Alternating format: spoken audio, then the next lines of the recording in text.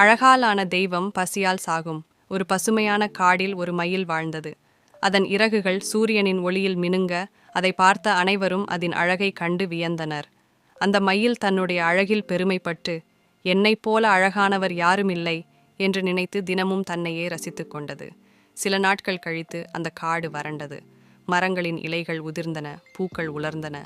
மயிலுக்கு உணவாக விதைகள் எதுவும் கிடைக்கவில்லை.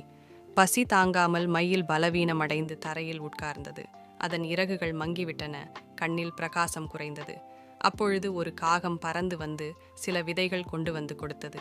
மயில் நன்றியுடன் அந்த விதைகளை உண்டது. உணவு உண்ட பிறகு மயில் உணர்ந்தது, அழகால் அல்ல, உயிரை காப்பது பசியை தீர்க்கும் உணவே என்பதை. பழமொழி. அழகாலான தெய்வம் பசியால் சாகும். பொருள்: அழகோ திறமையோ இருந்தாலும் அடிப்படை தேவைகள் இல்லையெனில் அதன் அர்த்தம் இல்லை. கற்பனை: அழகு வாழ்க்கையின் விலை அல்ல, பசியை தீர்க்கும் அடிப்படை தேவைகளே வாழ்க்கையின் மூல ஆதாரம். முருகப்பெருமானை நம்பினால் சேனலை லைக் செய்யவும், உங்கள் எண்ணங்களை கமெண்ட் செய்யவும், வீடியோவை பகிரவும் மற்றும் சேனலுக்கு குழு சேரவும்.